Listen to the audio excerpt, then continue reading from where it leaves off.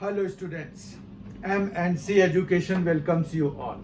MNC education में आप सबों का बहुत बहुत स्वागत। आज के इस वीडियो सेशन में, जो कि वन शॉर्ट वीडियो सेशन है, मीन्स कि इसमें आज जो भी चैप्टर हम लेंगे उसका जो भी सिलेबस है 2021-22 के लिए वो पूरा ही हम कवर करेंगे।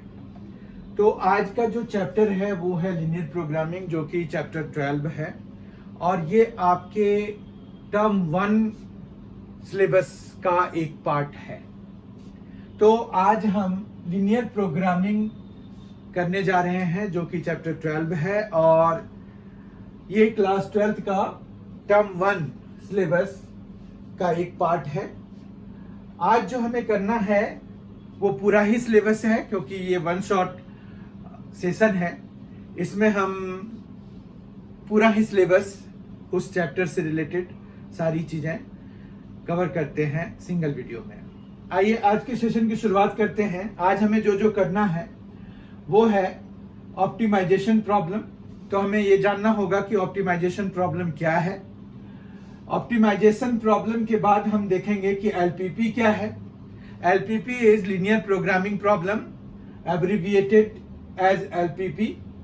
कंस्ट्रेंट्स क्या होते हैं, ऑप्टिमल वैल्यूज, ऑप्टिमल वैल्यू क्या है, ऑब्जेक्टिव फंक्शन क्या होता है, डिसीजन वेरिएबल्स क्या हैं, graphical method to solve linear programming problem क्या है, फिजिबल रीजन किसको कहेंगे, इनफिजिबल रीजन भी हम देखेंगे। फिजिबल का उल्टा होता है इनफिजिबल रीजन, वो भी हम देखेंगे। फिजिबल सॉल्यूशंस किसको कहेंगे हम, और ऑप्टिमल फिजिबल सॉल्यूशन किसको कहेंगे। Optimal feasible solution and feasible solution दोनों अलग अलग हैं, ठीक है।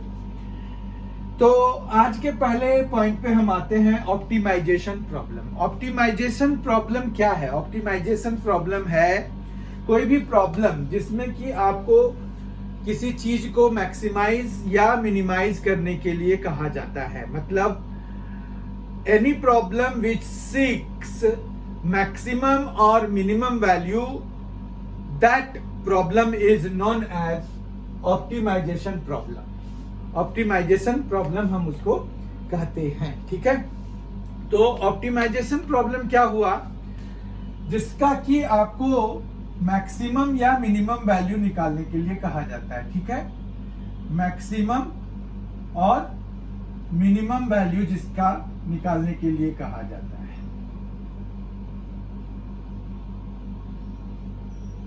किसी भी प्रॉब्लम से ये आ सकता है। अब ऑप्टिमाइजेशन प्रॉब्लम तो आपको पता चल गया कि ऑप्टिमाइजेशन प्रॉब्लम है क्या। उसमें आपको मैक्सिमम या मिनिमम वैल्यू निकालने के लिए कहा जाएगा। जैसे आपको मैक्सिमम प्रॉफिट निकालने के लिए कहा जा सकता है, मिनिमम कॉस्ट निकालने के लिए कहा जा सकता है, मिनिमम यूज ऑफ रिसोर्सेस के बारे में पूछा जा सकता है कि कितने घंटे हम कम से कम यूज करके मैक्सिमम प्रोडक्शन कर सकते हैं किसी भी प्रोडक्शन हाउस में या मैन्युफैक्चरिंग यूनिट में।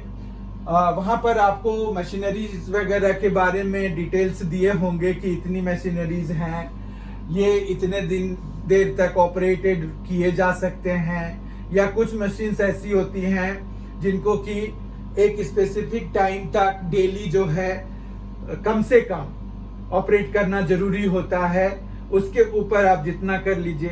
तो वो सारी इंफॉर्मेशंस आपको अवेलेबल होंगे। तो हम जो है बेसिकली ऑप्टिमाइजेशन प्रॉब्लम से यही मतलब समझते हैं कि ऐसे प्रॉब्लम्स जिसमें कि हमें, जो हमने अभी डिस्कस किया, उस तरह का हो जिसमें कि हमें मैक्सिमम वैल्यू या मिनिमम वैल्यू निकालने के लिए पूछा जाए, कहा जाए, ठीक है। एलपीपी क्या है, लीनियर प्रोग्रामिंग प्रॉब्लम जो है एक स्पेशल टाइप ऑफ प्रॉब्लम है जो कि ऑप्टिमाइजेशन पर बेस्ड होता है, ठीक है। इसमें लीनियर प्रोग्रामिंग प्रॉब्लम में जो है हमारे पास क्या हो गया, स्पेशल टाइप ऑफ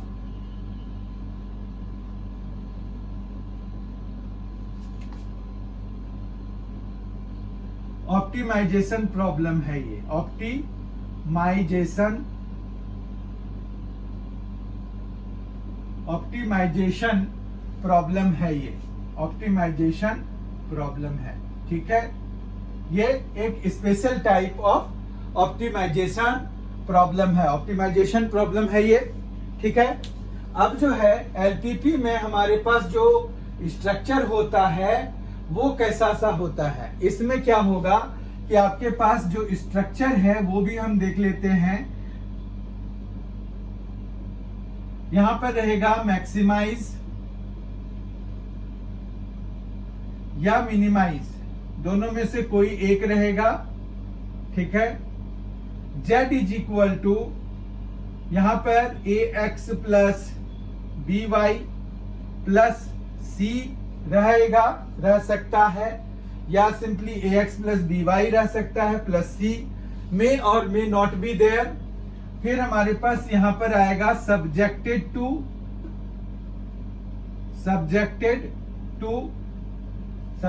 टू में हमारे पास यहां पर जैसे a1x plus b1y less than equal to c1, a2x plus b2y less than equal to c2, a3x plus b3y greater than equal to c3, x greater than equal to 0, y greater than equal to 0। ये एक structure है किसका, जो linear programming problem है, जो कि special type of optimization problem है, उसका एक स्ट्रक्चर मैंने आपके सामने में लिखा है। ये इसी तरह का होता है, चाहे आप खुद से फॉर्म करेंगे तो भी आपको इसी तरह से फॉर्म करके जो फाइनल आप एलपीपी को रिप्रेजेंट करते हैं वो इसी फॉर्म का होता है। ठीक है, तो ये एक बेसिक स्ट्रक्चर हो गया हमारे पास। मैक्सिमाइज या मिनिमाइज करने के लिए कहा जाएगा ये, क्योंकि ये ऑप्टिमाइजेशन प्रॉब्लम का ही एक पार्ट है। ऑप्टिमाइजेशन प्रॉब्लम ही वो प्रॉब्लम होते हैं जिसमें कि हमें मैक्सिमम या मिनिमम वैल्यू निकालने को कहा जाता है। ठीक है, अब जो है यहाँ पर अगर आप देखें इस स्ट्रक्चर में तो इनके भी कुछ कुछ स्पेशल नेम्स हैं। इसको देखिए आप, ये z is equal to ax plus by plus c जो है ये क्या है, इसको हम कहते हैं ऑब्जेक्टिव फंक्शन। ठीक है, ऑब्जेक्टिव फंक्शन इसका नाम है, ऑब्जेक्टिव फंक्शन कहेंगे इसको। ठीक है, ये समझ में आ गया। ऑब्जेक्टिव फंक्शन भी हमें करना है ना, तो ये ऑब्जेक्टिव फंक्शन है। फिर उसके नीचे आ जाइए, यहां पर क्या कहा गया है, सब्जेक्टेड टू। फिर हमारे पास ये इनइक्वालिटीज हैं, दीज आर इनइक्वालिटीज। आपके पास देखिए a1x plus b1y less than equal to c1, ये क्या है, ये एक इनइक्वालिटी है। इसको इक्वेशन तो नहीं कह सकते, ये इन इक्वेशन कहलाते हैं, क्योंकि यहाँ पर ये equal to sign is not used here, it is used as less than equal to और greater than equal to is also there. It is mixed constraint, it is known as constraint. That means ये जो overriding conditions है, subjected to है ना, subjected to basically क्या हो गया, overriding condition, overriding conditions हो गई। ओवरराइडिंग कंडीशंस, इसको आप और क्या कह सकते हैं, इसको आप कहते हैं कंस्ट्रेंट्स। ठीक है, आपको एमसीक्यूज में इनके नाम पूछे जा सकते हैं, ऐसा देखा गया है कि इनके नाम पूछे जा रहे हैं। ठीक है, तो आपको इनके नाम पता होने चाहिए। जैसे आप कंस्ट्रेंट्स के बारे में पूछ देंगे कि क्या कंस्ट्रेंट है, उसके डेफिनेशन ही आपको ऑप्शन के फॉर्म में दे देंगे, तो आपको पता होना चाहिए कि क्या है। ठीक है, अब जो है यहाँ ओवरराइडिंग कंडीशंस को कंस्ट्रेंट्स कहते हैं, तो ये कंस्ट्रेंट्स भी आपको पता चल गया। ये सब्जेक्टेड टू के बाद जो आया हुआ है ये सारा कंस्ट्रेंट्स ही है। ठीक है, इसमें जो है ये जो कंस्ट्रेंट है, आप देखेंगे कि लीनियर प्रोग्रामिंग प्रॉब्लम में ये हमेशा रहता है। ठीक है, तो ये कौन सा है, इसको हम नॉन नेगेटिव कंस्ट्रेंट्स बोल देते हैं। ठीक है, क्योंकि ये बता रहा है कि जो वैल्यू हो वो पॉजिटिव हो या 0 के बराबर हो। ठीक है, तो ये नॉन नेगेटिव कंस्ट्रेंट्स आ गए हमारे पास, 2 हैं, इसीलिए कंस्ट्रेंट्स यूज हुआ है वहां पर। ठीक है, कोई दिक्कत नहीं है। अब यहां पर इसी स्ट्रक्चर से हम और भी चीजें समझ लेते हैं। जैसे आप यहां पर जो वेरिएबल्स देख रहे हैं एक्स वाई है, जैसे तो यहां पर 2 वेरिएबल्स हैं, तो हम इसको क्या कहते हैं, ये जो 2 वेरिएबल्स हैं एक्स एंड वाई, इनको हम डिसीजन वेरिएबल्स कहते हैं। ठीक है, तो these are known as decision variables. कौन? X and y. तो x y are decision variables. No problem. ठीक है, ग्राफिकल मेथड्स पे हम अभी आएंगे। अब आगे जो चीजें हैं वो सारे जो है हमारे पास ग्राफिकल उसमें हैं। उससे पहले हमारे पास यहाँ पर एक और चीज है, कंस्ट्रेंट्स तो हमारा हो गया। कंस्ट्रेंट्स ओवरराइडिंग कंडीशंस या कंस्ट्रेंट्स कहलाते हैं ओवरराइडिंग कंडीशंस को। तो ओवरराइडिंग कंडीशंस ये हैं हमारे पास, ये सारे हमारे पास ओवरराइडिंग कंडीशंस हैं, या इनको हम कंस्ट्रेंट्स कहेंगे। ठीक है, बात समझ में आ गई होगी। उनमें से एक जो है, जो कि बहुत मोस्ट फ्रीक्वेंटली यूज्ड कंस्ट्रेंट्स हैं, वो हैं x greater than equal to 0 and y greater than equal to 0. You will see it in almost all the LPPs. ठीक है, तो आपको ये हमेशा मिलेगा। तो यहाँ पर ये LPP का आपको एक बेसिक स्ट्रक्चर मिल गया। अब अगर हम ऑप्टिमल वैल्यूज की बात करें, तो हमारे पास ऑप्टिमल वैल्यूज में क्या होगा? ऑप्टिमल वैल्यूज में अगर हम देखें तो जो मैक्सिमम या मिनिमम वैल्यू किसी भी फंक्शन का, जैसे कोई भी प्रॉब्लम है, ऑप्टिमाइजेशन प्रॉब्लम आपको दिया हुआ है, उसमें जो है जो मैक्सिमम वैल्यू या मिनिमम वैल्यू आया, तो हम उसको क्या कहते हैं? ऑप्टिमल वैल्यू कहते हैं। ठीक है, तो ऑप्टिमल वैल्यू भी हमारे पास यही है कि मैक्सिमम और मिनिमम वैल्यू जो हमें मिलता है वो हमें मैक्सिमम और मिनिमम वैल्यू,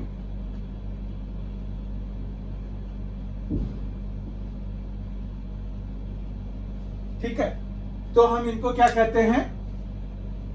ऑप्टिमल वैल्यू कहते हैं। कोई प्रॉब्लम नहीं है। इस तरह से हमने डिसीजन वेरिएबल्स भी देख लिया।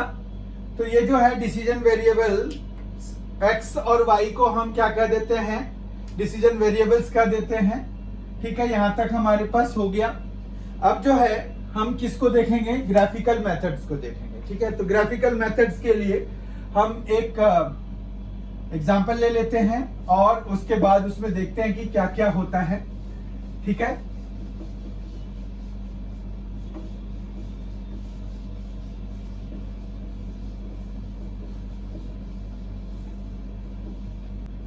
ग्राफिकल मेथड में हमारे पास क्या होगा कि कोई भी जो हमें इस तरह का लीनियर प्रोग्रामिंग प्रॉब्लम दिया हुआ है, तो उसको हम एक ग्राफ बनाते हैं।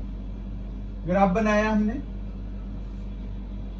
यहाँ पर ये 0 है, ये x एक्सिस है, ये x डैश है, ये y डैश है और ये y है। ठीक है, उसके बाद हमने मान रखिए कि एक ग्राफ बनाया इस तरह से, जो हमें आया है, मतलब क्वेश्चन में जो दिया गया है वो इस तरह का है। ठीक है, तो मान रखिए कि ये जो है हमारे पास 0 3 और ये जो है 5 0 से पास हो रही है, और ये जो है 0 4 और इधर 3 0 से। ठीक है, तो अगर हम मान रखिए कि हमें जो है ये पता करना है कि ये कौन से कंस्ट्रेंट्स पर है बेस्ड, मतलब ये जो 2 लाइंस बनाए हैं ना हमने, ये दोनों लाइंस बनते हैं कंस्ट्रेंट के इक्वेशंस। कंस्ट्रेंट इन इक्वेशन की फॉर्म में होता है, उसको पहले आप इक्वेशन की फॉर्म में चेंज कर लेते हैं, उसके बाद उसकी एक लाइन बनाते हैं। देखिए ये लीनियर प्रोग्रामिंग प्रॉब्लम्स है। लीनियर प्रोग्रामिंग प्रॉब्लम्स का मतलब होता है कि जो भी इसमें आपके पास ऑप्टिमाइजेशन वाली चीज है, जैसे ऑब्जेक्टिव फंक्शन है या कंस्ट्रेंट्स हैं, वो सारे लीनियर होंगे। ठीक है, अब वो लीनियर फंक्शन होगा, एक तो objective function is linear function, और जो कंस्ट्रेंट्स होंगे वो लीनियर इनइक्वेशंस होंगी। ठीक है, तो हमारे पास इस तरह से होते हैं।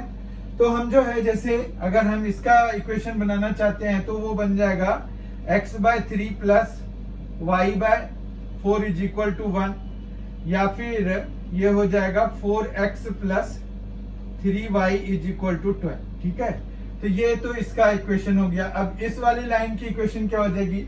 इस वाले की इक्वेशन हो जाएगी x/5 plus y/3 is equal to 1।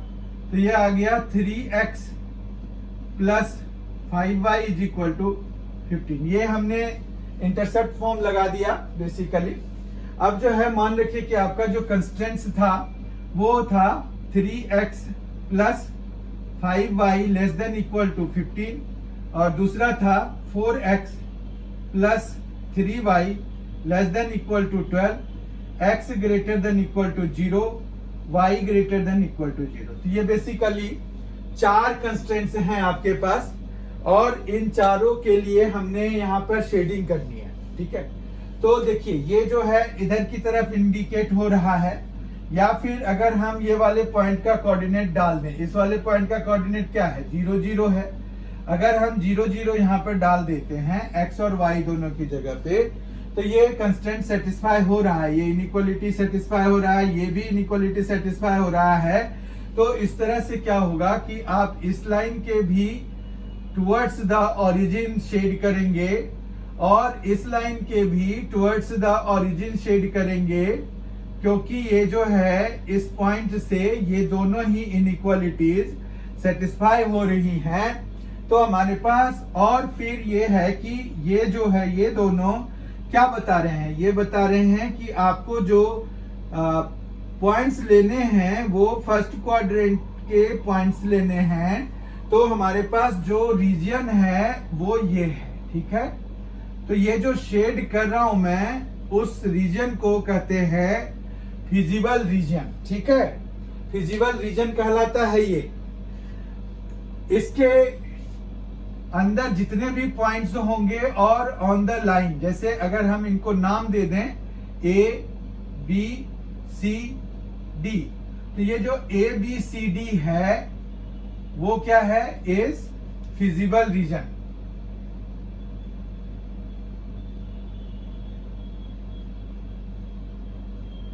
ठीक है, आई होप कि आपको समझ में आ गया होगा। ABCD is feasible region. अब फिजिबल रीजन में जो है आपके पास ये ग्राफिकल मेथड टू सॉल्व है। इसमें जो है अभी हमने सिर्फ कंस्ट्रेंट्स का जिक्र किया है, इसमें एक ऑब्जेक्टिव फंक्शन भी होगा और ये सब्जेक्टेड टू कंस्ट्रेंट्स है। कंस्ट्रेंट्स के ग्राफ बनाए जाते हैं तो वो हमने बना लिए। अब मान रखिए कि हमारे पास यहाँ पर क्वेश्चन ये था कि मैक्सिमाइज करिए किसको? Maximize z is equal to x plus 2y को।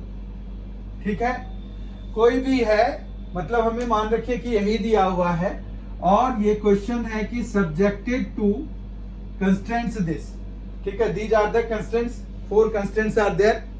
अब जो है हमें मैक्सिमाइज करना है तो हमें जो है ऑब्जेक्टिव फंक्शन भी मिल गया और ये एक तरह से ऑप्टिमाइजेशन प्रॉब्लम है। और ये ऑप्टिमाइजेशन प्रॉब्लम का भी स्पेशल फॉर्म यानी कि लीनियर प्रोग्रामिंग प्रॉब्लम है, क्योंकि इसमें जो ऑब्जेक्टिव फंक्शन है और जो आपके पास कंस्ट्रेंट्स हैं वो सारे लीनियर हैं। ठीक है, एक तो लीनियर फंक्शन है, बाकी सारे लीनियर इनइक्वालिटीज हैं या लीनियर इनइक्वेशंस हैं। ठीक है, इतना समझ में आ गया आपको। अब जो है हमने ये ग्राफ भी बना दिया, कैसे बनाया ये भी पता चल लिया। हमने पहले ग्राफ बनाया, उससे हमने बनाया, ऐसे तो हमें ये दिया हुआ रहेगा, उससे हमें वो बनाना होगा। ठीक है, तो वो तो खैर करना ही होगा। या फिर आपको हो सकता है कि एमसीक्यूज में ये पूरा एक ग्राफ दे दें, उसके बाद आपको कॉर्नर पॉइंट्स निकालने के लिए कह दें, कॉर्नर पॉइंट्स ये सभी आपको निकालने के लिए कह दें। तो डी अभी ये पता नहीं है, तो डी निकालने के लिए आपको इन दोनों इक्वेशंस को सॉल्व करना पड़ेगा। जैसे हम linear equation, pair of straight lines in pair of linear equations in 2 variables class 10th में करते थे, सॉल्व करते थे। जैसे आपके पास there were various methods to solve 2 linear equations to obtain the values of x and y, values of variables there. So we had a method of substitution, elimination by equating the coefficients, by cross multiplication method. We had graphical method also. So we can use any of the methods, but we avoid using graphical methods as it is lengthy one. And it requires some extra things there. We need to draw the graphs and time consuming also. So we will use any of the methods we have discussed to obtain this corner point, right? Now first quadrant is indicated by x greater than equal to 0, y greater than equal to 0. We have shaded it accordingly. हमने पूरा shading वगैरह कर दिया है। तो ये जो है हमारे पास एक ग्राफिकल सॉल्यूशन देता है। अब हमारे पास ग्राफिकल सॉल्यूशंस में ग्राफिकल मेथड तो ये हो गया, जो आप शेडेड पार्ट देख रहे हैं उसको हम क्या कहते हैं, फिजिबल रीजन कहते हैं। और जो इनके अंदर जितने भी पॉइंट्स लाई कर रहे हैं, कोई भी पॉइंट ले लीजिए, there are infinitely many points, उन सभी को हम क्या कहेंगे, फिजिबल सॉल्यूशंस कहेंगे। ठीक है, इन्फिनिटली मेनी हो जाएंगे। और फिजिबल रीजन क्या है, जो शेडेड रीजन है उसको हम क्या कह देते हैं, फिजिबल रीजन कह देते हैं। ठीक है, अब हमारे पास ग्राफिकल मेथड में जो सबसे अहम चीज है, सबसे इंपॉर्टेंट बात जो है वो है optimal feasible solution. Optimal feasible solution हम कैसे किसी भी लीनियर प्रोग्रामिंग प्रॉब्लम में ऑब्टेन करते हैं, उसके लिए हमारे पास 2 थ्योरम्स हैं। Let us discuss them. एक थ्योरम के हिसाब से ये है, एक थ्योरम का ये कहना है कि जो भी ऑप्टिमल वैल्यू, जो ऑप्टिमल फिजिबल सॉल्यूशन जो अकर करेगा किसी भी एलपीपी का, तो वो इनके कॉर्नर पॉइंट्स पे होंगे। ठीक है, इनके कॉर्नर पॉइंट्स पर होंगे। ये कहा है एक थ्योरम में कि if there will be optimal feasible solution, then it will lie at any one corner or more than one corners of feasible region. ठीक है, feasible region ये है, आपको पता ही चल गया है, shaded region feasible region है।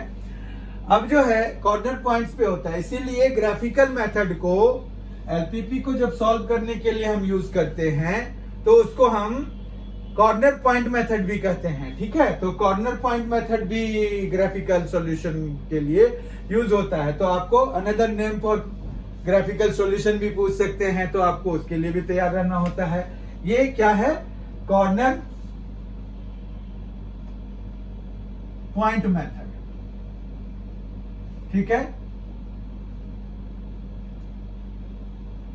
कॉर्नर पॉइंट मेथड भी कहलाता है। ठीक है, कोई दिक्कत नहीं है। अब जो है हमारे पास यहां पर एक थ्योरम हमने कर लिया कि अगर सॉल्यूशन ऑप्टिमल, ये जो ऑप्टिमल फिजिबल सॉल्यूशन है, that always occurs at one और more corners of the feasible region. ठीक है, फिर दूसरा ये है कि हमारे पास अगर ये क्लोज्ड है तो इसके दोनों ही वैल्यूज होंगे, मैक्सिमम वैल्यू भी होगा और मिनिमम वैल्यू भी होगा। ये क्लोज्ड फिजिबल रीजन है, मतलब हम जो है ABCD एक फिजिबल रीजन जो बनाया है, तो वो देखिए आप, वो एक क्लोज्ड क्या है, ये एक क्लोज्ड क्वाड्रिलेटरल बन रहा है। तो ये क्लोज्ड क्वाड्रिलेटरल का है।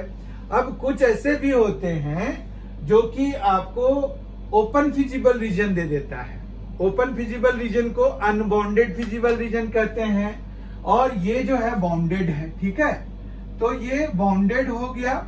अगर ये खुला रह जाता तो उसको हम क्या कह देते हैं, अनबाउंडेड फिजिबल रीजन कह देते हैं। ठीक है, उसमें भी हमारे पास जितने पॉइंट्स जो उस रीजन के अंदर, जो लाइंस के इनइक्वालिटीज के अंदर वाले साइड आते उनको हम जो है क्या कहते, ऑप्टिमल, ये जो फिजिबल सॉल्यूशंस कहते, फिजिबल रीजन के अंदर आते हैं। जो बाहर रहते हैं उनको इनफिजिबल सॉल्यूशन कहते हैं। इनफिजिबल सॉल्यूशन भी बहुत सारे होते हैं और फिजिबल सॉल्यूशंस भी बहुत सारे होते हैं। अब ऑप्टिमल फिजिबल सॉल्यूशन कॉर्नर्स पे, चाहे वो बॉन्डेड हो या अनबॉन्डेड हो, दोनों ही केसेस में होते हैं। पर बॉन्डेड में क्या होता है, मैक्सिमा और मिनिमा दोनों होते हैं, ठीक है। मैक्सिमम वैल्यू भी निकाल सकते हैं हम, मिनिमम वैल्यू भी निकाल सकते हैं, ये हमेशा होता है वहां पर। लेकिन जो ओपन फिजिबल रीजन होता है उसमें मैक्सिमा मिनिमा में से, दोनों में से कई बारी कोई भी ना हो, ऐसा भी होता है, ठीक है। तो ये दो थ्योरम्स है हमारे पास, ठीक है। तो दोनों थ्योरम में इस तरह से ऐसा ज्यादा क्वेश्चन तो बेस्ड नहीं होना चाहिए, पर थ्योरम के जैसे कुछ जो थीम है, मतलब जो मेन पॉइंट्स हैं, वो तो हमें ध्यान रखना पड़ेगा ना। जी, जैसे पहले थ्योरम के हिसाब से क्या हुआ कि जो भी सॉल्यूशन हो तो वो हमेशा कॉर्नर पॉइंट्स पे लाई करेंगे। That's why graphical method is also known as corner point method, ठीक है। एक दूसरा ये हो गया कि हमारे पास अगर ये बाउंडेड है तो मैक्सिमम मिनिमा दोनों, मतलब मैक्सिमम वैल्यू भी और मिनिमम वैल्यू भी ऑब्जेक्टिव फंक्शन का अगर करेगा इन कॉर्नर पॉइंट्स में से किसी पे भी, या दो से ज्यादा पे भी हो सकता है, दो या दो से ज्यादा पे भी हो सकता है। अगर वो ओपन फिजिबल रीजन है तो हमारे पास जो है मैक्सिमम मिनिमा, मतलब मैक्सिमम वैल्यू हो भी सकता है, मिनिमम वैल्यू हो भी सकता है, दोनों भी हो सकते हैं या दोनों में से कोई भी नहीं हो सकता, ठीक है। तो जो अनबाउंडेड वाले होते हैं वो थोड़े रिस्की हो जाते हैं, पर बॉन्डेड वाले में तो गारंटी है कि हमें मैक्सिमम वैल्यू भी आएगा, मिनिमम वैल्यू भी आएगा, ठीक है। तो इसके लिए हमारे पास कोई दिक्कत नहीं। तो ऑप्टिमल फिजिबल सॉल्यूशन जो है हमेशा किसी ना किसी कॉर्नर पॉइंट पे मिलेगा हमें, इसीलिए इसको कॉर्नर पॉइंट मेथड कहा जाता है। कैसे हम वैल्यूज निकालते हैं, अब देखिए आपको यहाँ पर क्या करना था, मैक्सिमाइज करना था। किसको करना था, ये कंस्टेंट्स दिए हुए थे, मैक्सिमाइज करना है, मतलब जो ऑब्जेक्टिव फंक्शन है वो हमारे पास x+2y, कॉर्नर पॉइंट्स हमारे पास 0 0 है, 3 0 है, 0 3 है, और एक d हमें पता नहीं चला है, तो d के लिए हम यहाँ पर से निकाल लेते हैं। मान रखिए कि हम जो है इस वाले इक्वेशन को 5 से मल्टीप्लाई करा देते हैं, तो ये आ जाएगा 20x + 15y = 16, 5 से मल्टीप्लाई कराने के बाद। जबकि इसको जब हम 3 से मल्टीप्लाई करेंगे तो we have 9x + 15y = 45, minus करा देते हैं तो ये जो है ये कैंसिल हो जाएगा। यहां पर कितना आ जाएगा, 11x = 15, तो x क्या आ गया, 15/11। अब y की वैल्यू निकालनी है, तो y के लिए हम क्या कर सकते हैं, y = 12 - 4x, 12 - 4x मतलब 12 - 60/11, और फिर डिवाइडेड बाय 3, ठीक है, डिवाइडेड बाय 3। समझ में आ रहा होगा कि कैसे सॉल्व कर रहे हैं। तो ये जो है हमारे पास कितना आ जाएगा, 132 हो जाएगा 12 × 11, और 132 - 60 हो जाएगा आपका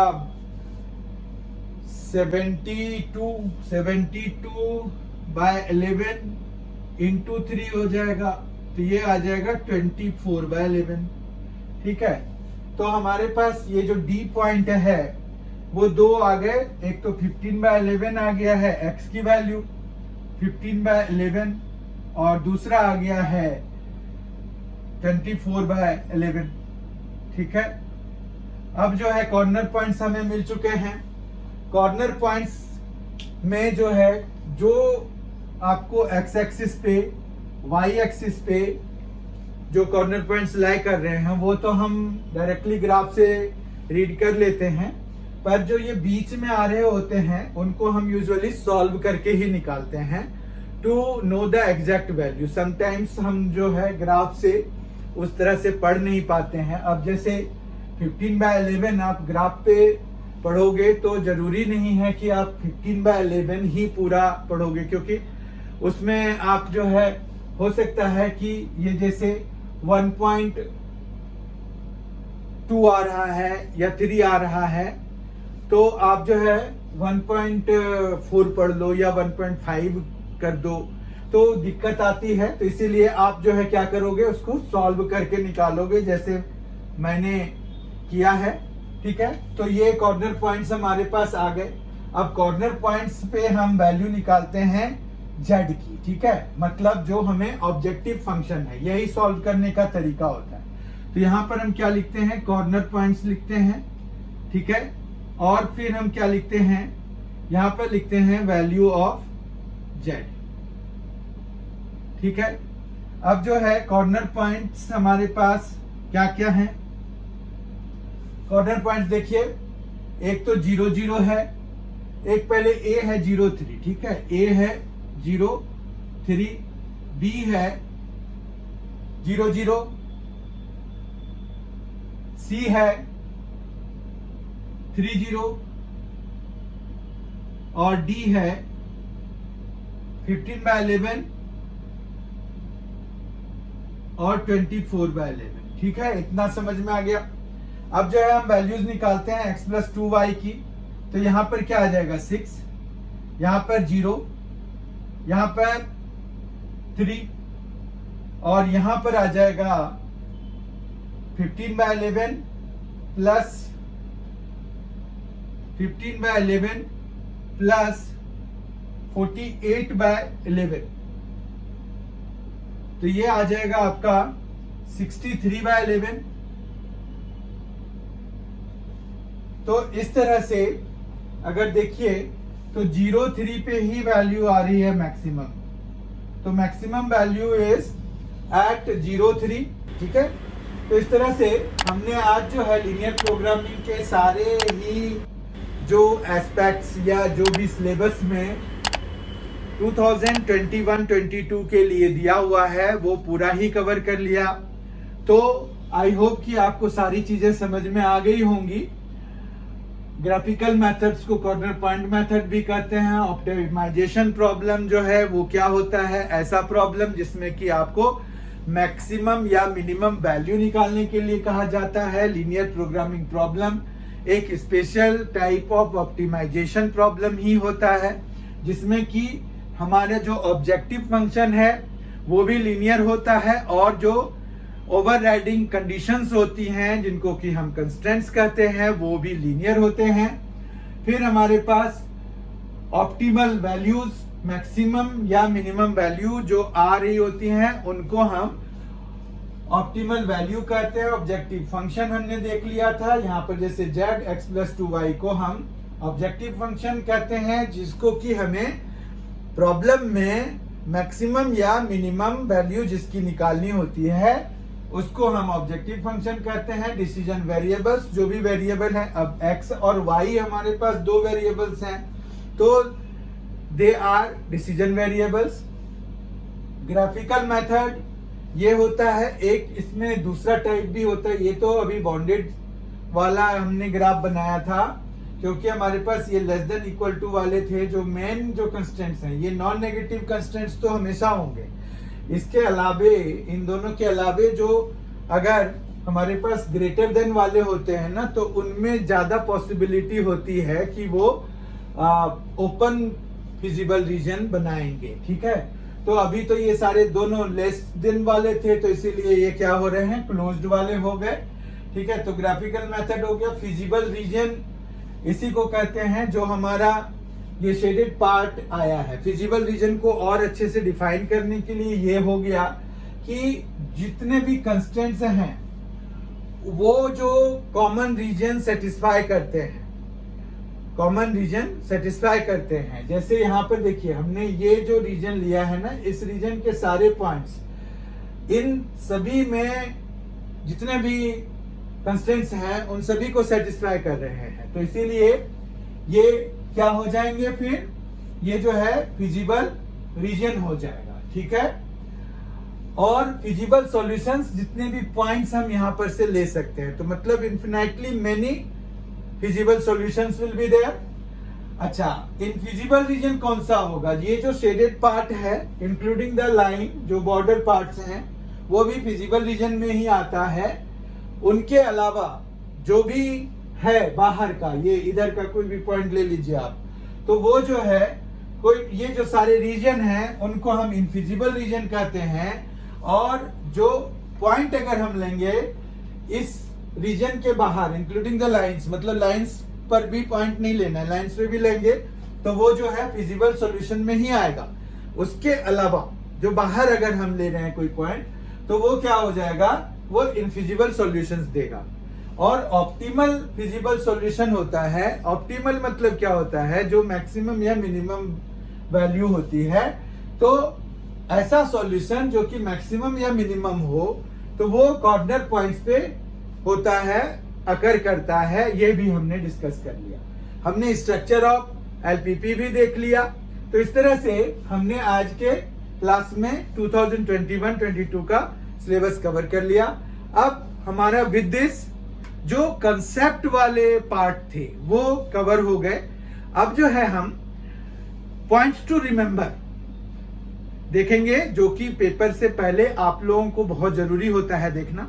तो पॉइंट्स टू रिमेंबर की भी एक सीरीज आएगी, उसमें हर एक चैप्टर के हम जो है पॉइंट्स टू रिमेंबर देखेंगे। छोटे छोटे वीडियोस होंगे, मैक्सिमम 10 मिनट्स के होंगे, हो सकते हैं। और ऑब्जेक्टिव जो होंगे हमारे पास, पता ही है आपको, ऑब्जेक्टिव में जो है आपके पास केस स्टडी बेस्ड क्वेश्चंस होंगे और असर्शन रीजनिंग बेस्ड क्वेश्चंस भी हो सकते हैं। तो हम जो है उनके अब अलग अलग सेट्स लेके आएंगे। बहुत ही जल्द हमारी मुलाकात होगी। अगर आपने MNC एजुकेशन को सब्सक्राइब नहीं किया है तो जरूर कर लें, बहुत ही हेल्पफुल होने वाला है ये। और हम जो है आपके साथ हमेशा खड़े होंगे। अगर आप कंपटीशन की तैयारी करेंगे, SSC CGL की तैयारी करेंगे, या फिर कोई भी कंपटीशन की तैयारी करते हैं स्टेट लेवल या सेंट्रल लेवल की, तो उसमें भी reasoning, quantitative aptitude, general science, general knowledge और भी डिफरेंट चीजों के लिए मतलब हमारे पास वीडियोस आते रहते हैं और हमारे पास आते रहेंगे। और खास करके क्वांटिटेटिव एप्टीट्यूड और रीजनिंग के लिए आप जो है हमारे चैनल को सब्सक्राइब कर सकते हैं। जनरल साइंस के लिए कर सकते हैं, जनरल नॉलेज के लिए कर सकते हैं। तो एक तरह से हम मेनली SSC CGL को टारगेट करते हैं, पर मोस्टली जो सिलेबस है वो सारे मिले जुले होते हैं। तो इसलिए ये स्टेट लेवल के एग्जाम के लिए भी आपके लिए फ्रूटफुल रहेगा अगर आप इसको सब्सक्राइब कर लेंगे तो, और सेंट्रल लेवल के किसी भी एग्जाम के लिए तो है ही है। बहुत ही जल्द हमारी मुलाकात होगी। Thank you so much. Enjoy yourself.